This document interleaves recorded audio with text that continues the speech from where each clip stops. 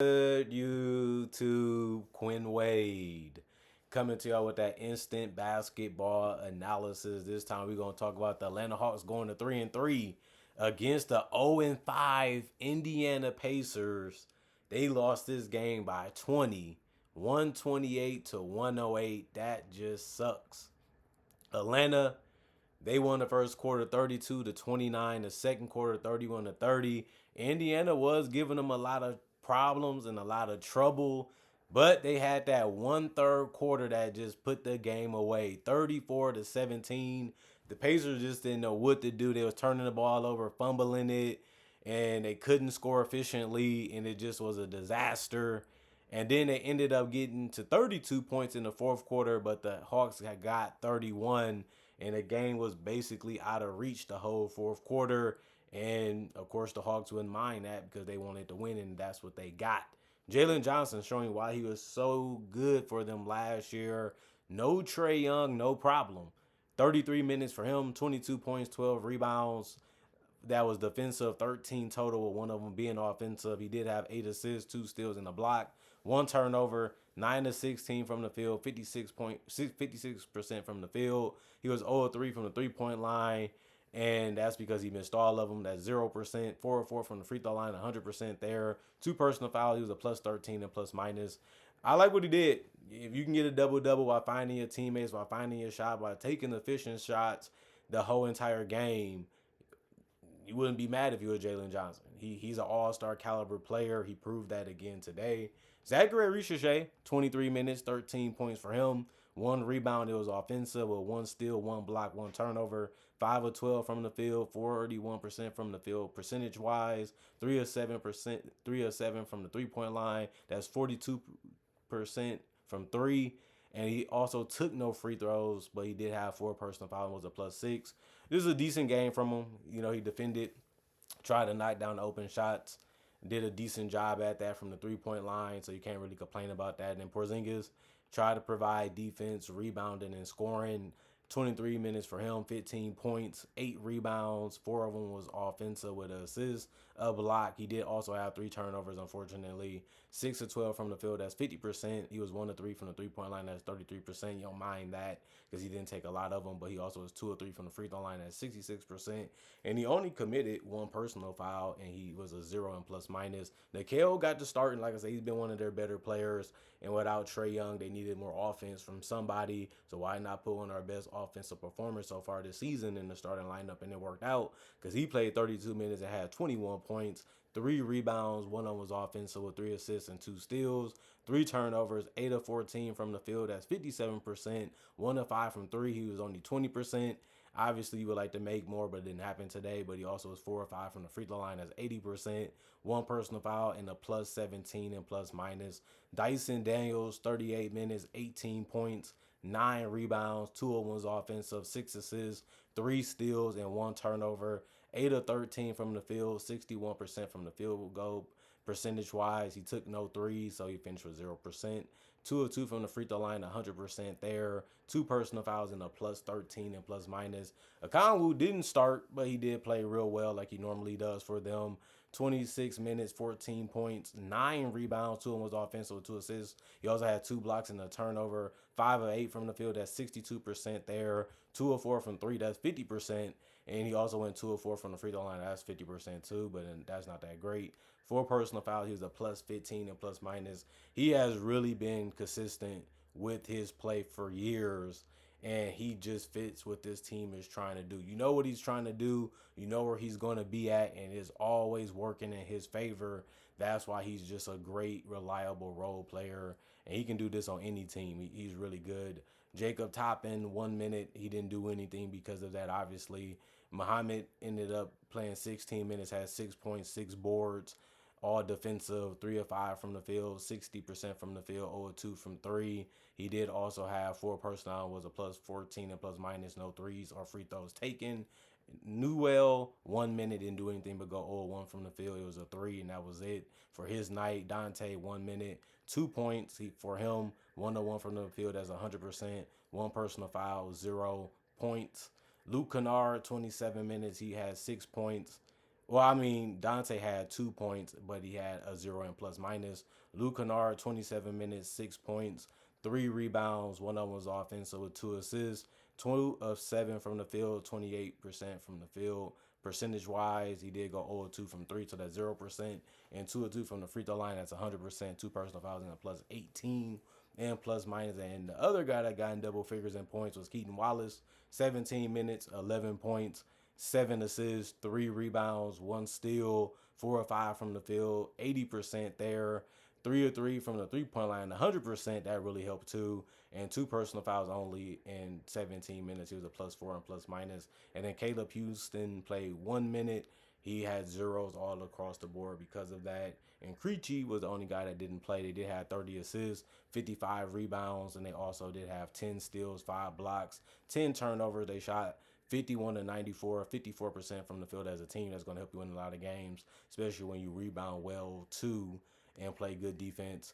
They also was 10 to 30, 33% from three, 16 to 20, 80% from the free throw line, and they did have 23 total personal fouls as a team. And then the Indiana Pacers, they needed a win so they can get one for the first time of the season. But this game got blown open and they just couldn't recover. Pascal Siakam gave it his all again and it just wasn't enough. 30 minutes, 18 points for him, 5 rebounds, 2 turnovers. He was 5 of 15 from the field. That's 33%. 2 of 6 from three, 33% from three, 6 of 10 from the free throw line. That's 60%. Two personal fouls and minus 15 and plus minus. He needed to do more, but it's hard out there when you have a lot of good players missing and everybody's focused and locked in on you while you're still trying to get your shots and make your plays. You still have to get some difficult ones to go down, and they really didn't do that today, unfortunately for him. Isaiah Jackson, 27 minutes, 9 points, 11 rebounds. 5 of them was offensive with 2 assists, 4 of 7 from the field, 57% from the field percentage wise.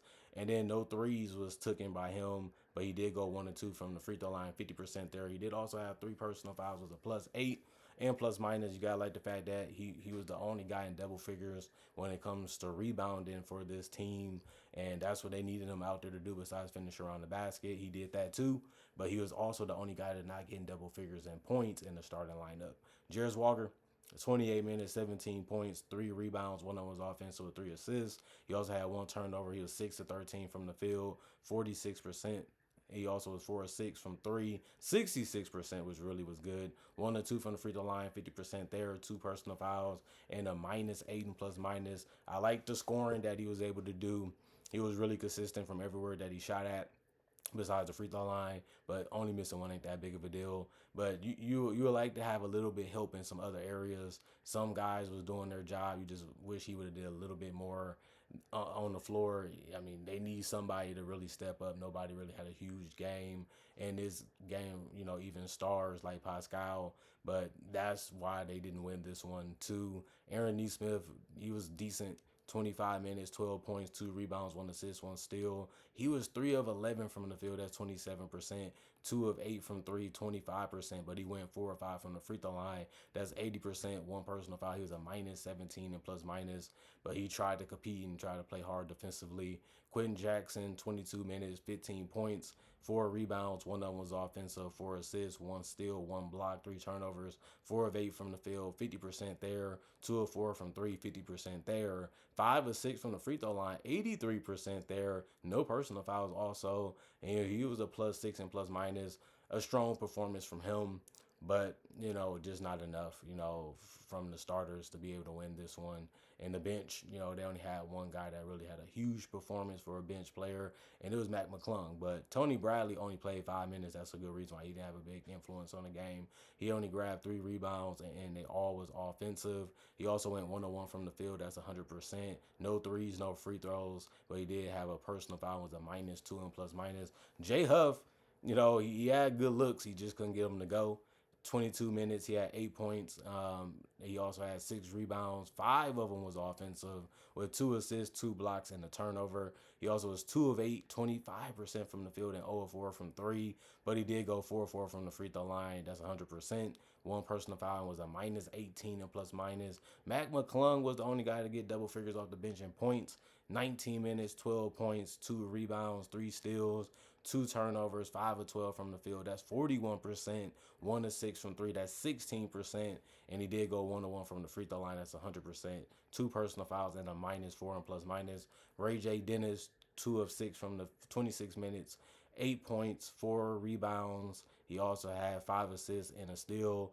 2 turnovers, 3 of 14 from the field, 21. Field goal percentage, 2 of 7 from three, 28% there. No free throws, so 0%. 3 personal fouls, a -26.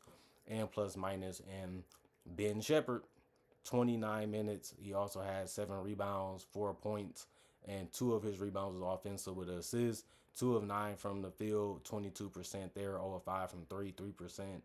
0 of 5 from the field from the 3-point line at 0%.